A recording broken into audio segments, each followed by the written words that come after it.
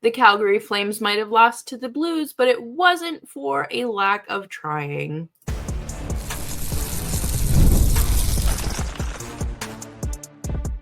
You're Locked On Flames, your daily podcast on the Calgary Flames. Part of the Locked On Podcast Network, your team every day. Hello, everybody, and welcome to today's episode of Locked On Flames. As always, I am your host, Jess Belmosto, and thank you so much for joining me today. Today's episode is brought to you by FanDuel. You can start the season with a big return on FanDuel. New customers can place a $5 bet, and you'll get started with $150 in bonus bets if your first bet wins. Visit FanDuel.com to get started.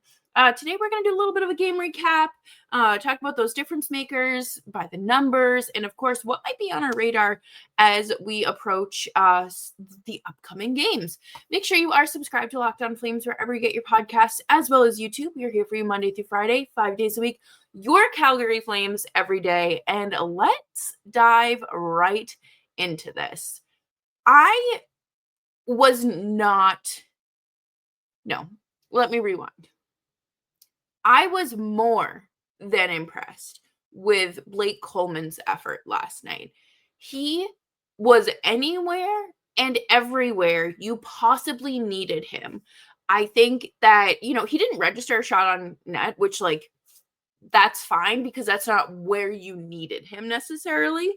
But he was in front of the net. He was skating faster. He looked like prime Blake Coleman in Tampa Bay, and that's what you need more of.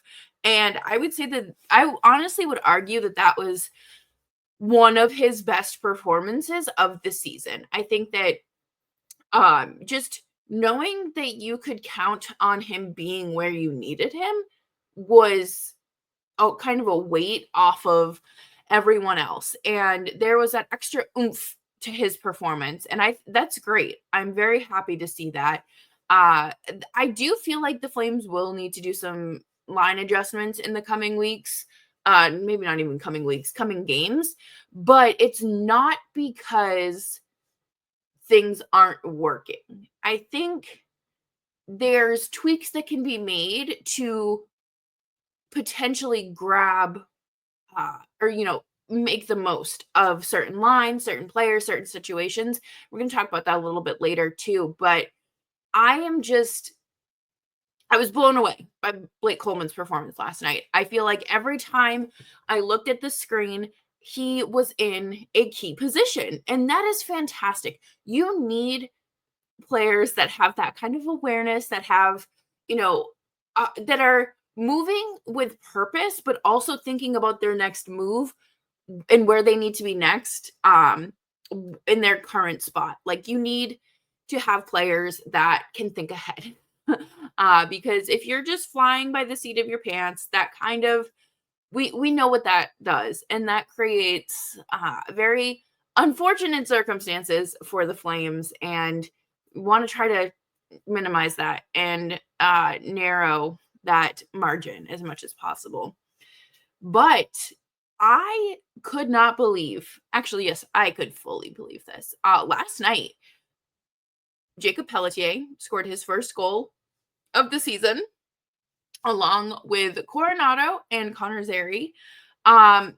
Those three I need to see on a line together. It does not have to be something long-term. It does not have to be something we do multiple games in a row.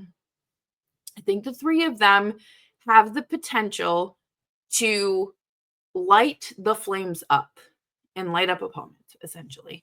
Jakob Pelletier started the season with the Wranglers and was just absolutely dominating down there. And it was kind of like, okay, when is he going to get a shot with the club?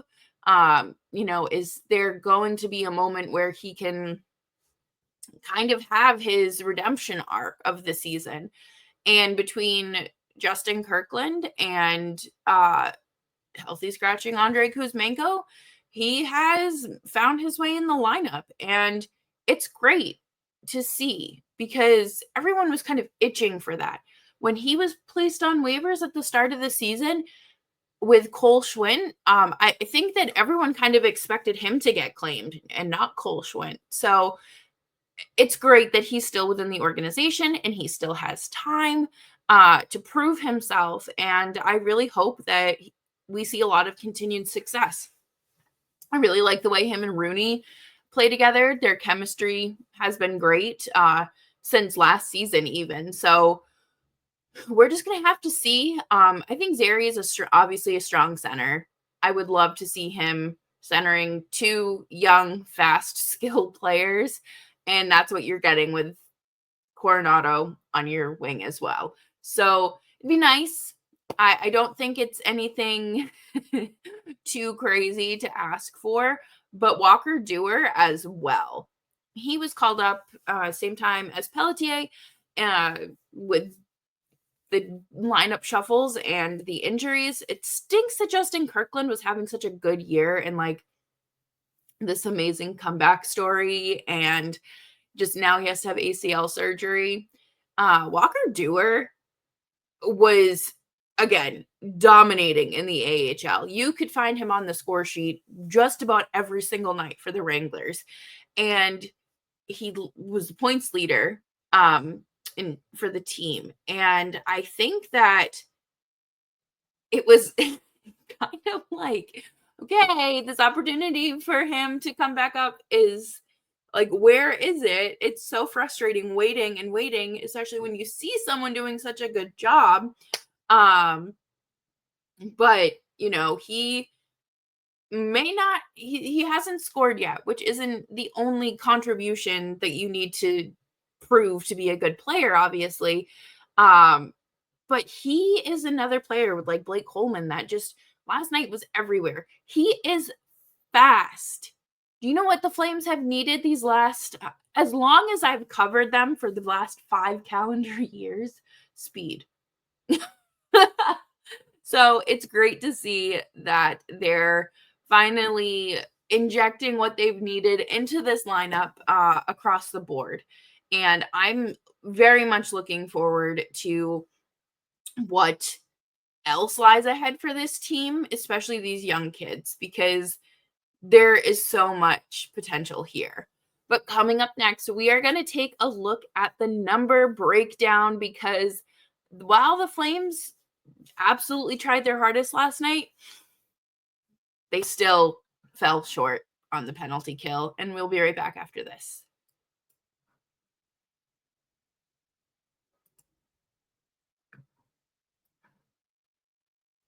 Get ready to tackle the NFL action with FanDuel, America's #1 sportsbook. Because right now, new customers can bet $5 and get $150 in bonus bets if you win. The FanDuel Sportsbook app gives you everything you need to place live bets on the NFL all in one place. My favorite thing about the FanDuel app is how user-friendly it is and how easy it is to navigate, especially for someone who is technologically illiterate like myself. So when you get a hunch in the middle of the game, you can check out the latest stats, view live play-by-play, and so much more on the same page where you place your bets. Just visit FanDuel.com to join today. You'll get started with $150 in bonus bets if you win your first $5 bet. That's FanDuel.com. Never waste a hunch and make every moment more with FanDuel, an official sportsbook partner of the NFL.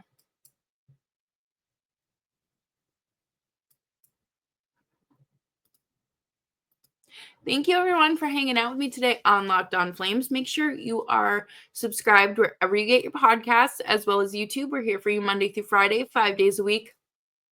Your Calgary Flames every day. Last night, Dan Vladar started his 3rd game in a row.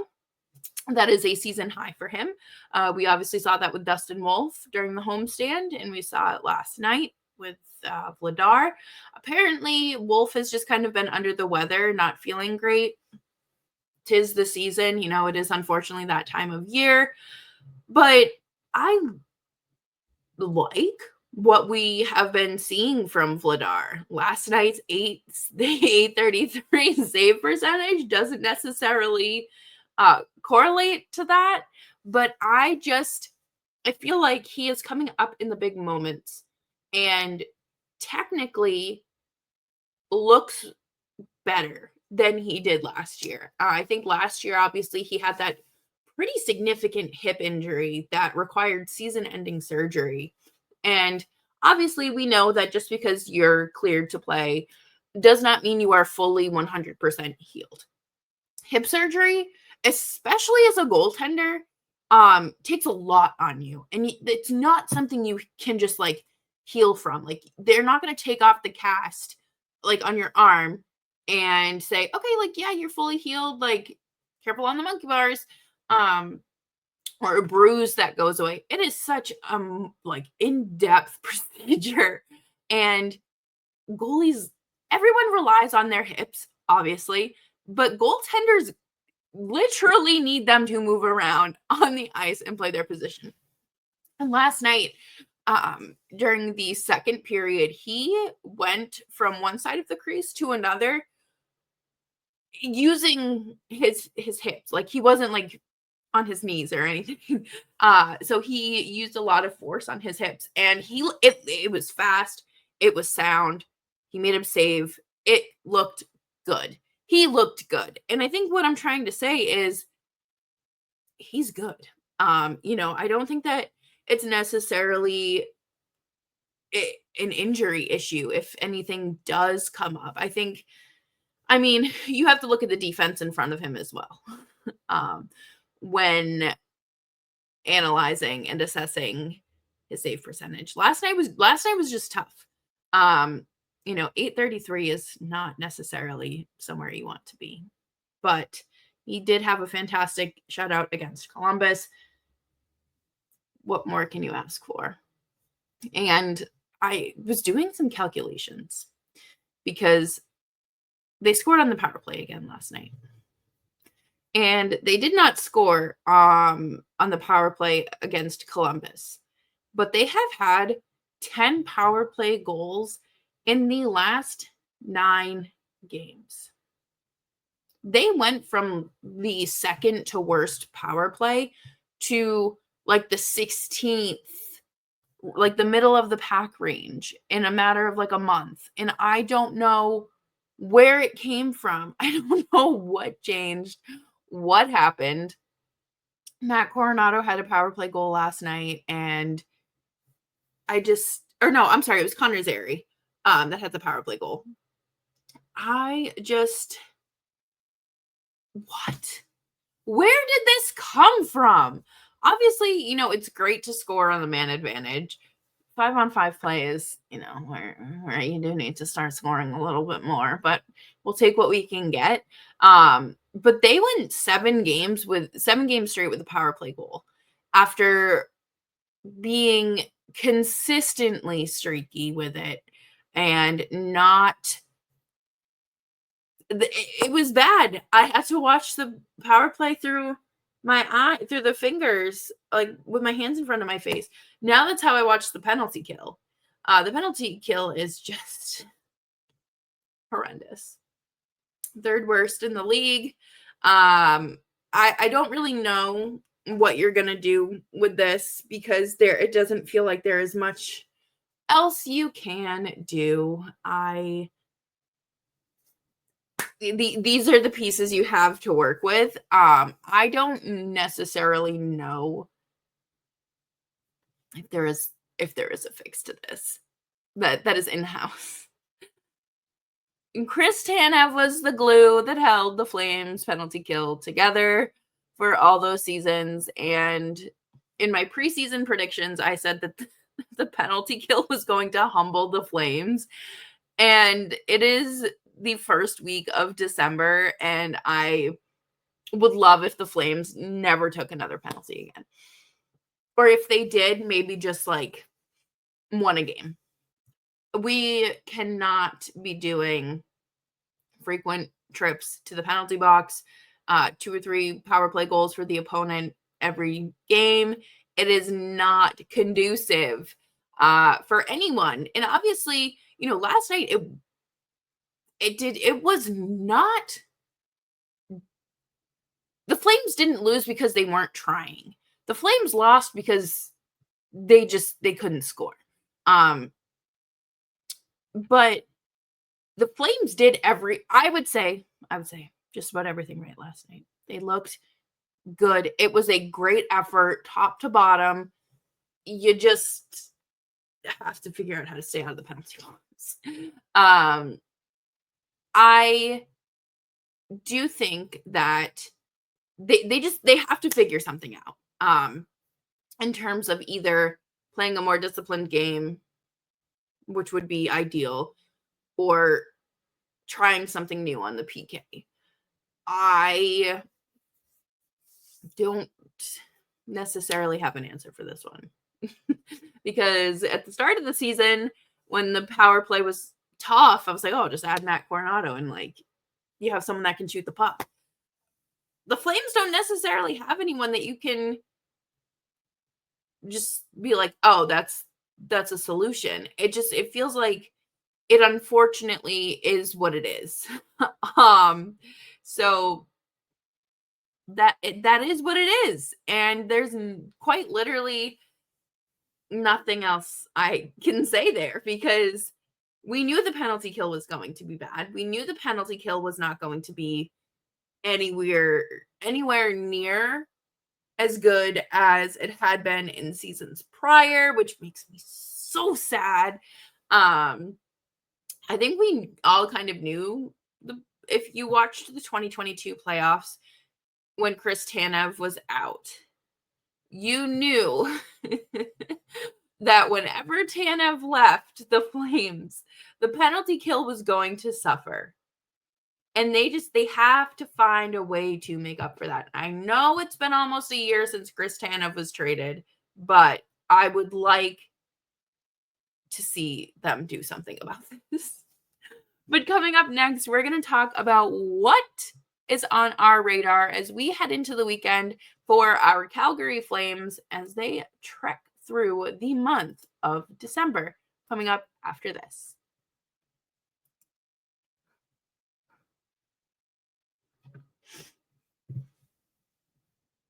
Thanks, everyone, for hanging out with me today on Locked On Flames. Make sure you're following me on Twitter and Blue Sky at Jess Belmosto. Kuzmenko was scratched again last night. I thought that they might just do one game for the sake of trying to get him going and sending a message. But I feel like 2 games does send a pretty strong message. And we know he needs to be better. He knows he has to be better. He has not scored a goal in literally 2 months. That's not good.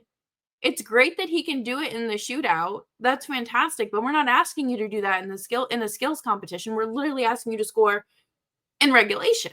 And I don't harbor any like hard feelings towards Kuzmenko. This is similar to how his time in Vancouver ended. He was seeing a decrease in ice time, a decrease in responsibility, and ultimately was unhappy in Vancouver. So could we see something similar happen here? I mean, I would imagine that I think that the Flames do a really good job building rapport with their players, and kind of like when Kuzmenko was traded from Vancouver, it was very much a, hey, we know things were not how you wanted them or what you saw as the best option. And, with the coaching changes and everything, we know your responsibilities shifted, but here we want you to do this. And he went full throttle, like pedal to the metal. When he was traded, he dominated the power play and everything. And we haven't seen that since at all this season. And that's concerning. So part of me does wonder if we're going to see something where he does get traded, or if he just sticks out the season. He's a free agent. He's UFA at the end of the year. Does he just go back home to Russia? Tommy's saying like he can't succeed at the NHL level. I just think that some players are just better off closer to home, and they'll thrive in a different league. I love Kuzmenko. I think he's funny. I think he brought the vibes and the atmosphere up to a good level when things were bad. We know the Flames were not good last year. And, he just laughed and, told funny jokes. So sometimes that's all you need. Sometimes you are the personality hire. But with Kuzmenko scratched, we have had the opportunity to see Walker Duehr. And my goodness, Walker Duehr, the man that you are, speedy, skilled, talented, has the offensive capabilities that you're looking for in literally anyone you put on the ice. I don't necessarily Sutter was able to get the most out of quite literally every single player on that roster. Walker Duehr and Adam Ruzicka were two of the younger players that we got to know because of Sutter, in the way that they played under him. And so that was kind of the expectation for Duehr. And unfortunately, he faltered. He wasn't doing the best. He wasn't really playing well. He struggled. And everyone was kind of like, okay, when is the Walker Duehr experiment over at the NHL level? Like, maybe it's time. He needs some time in the NHL or AHL rather, and we need to see someone else up with the NHL club, which I think is fair. I think that was a very fair assessment. He did great with the Wranglers. He, like I said, was on the score sheet just about every night. Had a hat trick earlier this season. Like, he is a good hockey player. He just needed, like Coronato, that extra time in the AHL to kind of refine his skills and take himself to the next level. Last night, the last two games have been really big for the kids. Obviously the game against Columbus was incredibly emotional, and I don't think anyone really expected, like, I don't want to say a full effort, but it's hard to get up and do anything when after an emotional situation like that. But these guys are professionals, and they did it. They did just that. And they looked great. But last night against St. Louis, I thought that those kids looked like seasoned veterans. They looked like they knew what they were doing. Pelletier, Zary, and Coronato, I need those three on a line like I need air. I think that you're going to be able to create something special with those three. I really don't know off the top of my head how you would like reconfigure the lines, but that is absolutely something we should see. Why not? I mean, you're trying to build chemistry between these players, especially those three. I think are, potential long-term fixes in your lineup. So why not try to start that now and not waste precious time, because no other coach put Johnny and Matthew Tkachuk together until Daryl Sutter played or came in and coached and was like, duh. And unfortunately, we just got one season of that. Imagine how good the Flames could have been had it been a longer term thing. So you don't want to waste precious time. At the end of the day, we are all here to win hockey games, correct? We all want to win. We all want to lift the cup above our head. We all want to be at the parade. So let's do it. You gotta start somewhere, and I think that the Flames have, I don't want to say a recipe or a formula, but they're piecing together a recipe and a formula to create that type of success. And I could not be more excited to continue to watch and watch it unfold and build, and watch them go from this type of team where it didn't feel like there was any direction to hopefully Stanley Cup champions. Not all in one season.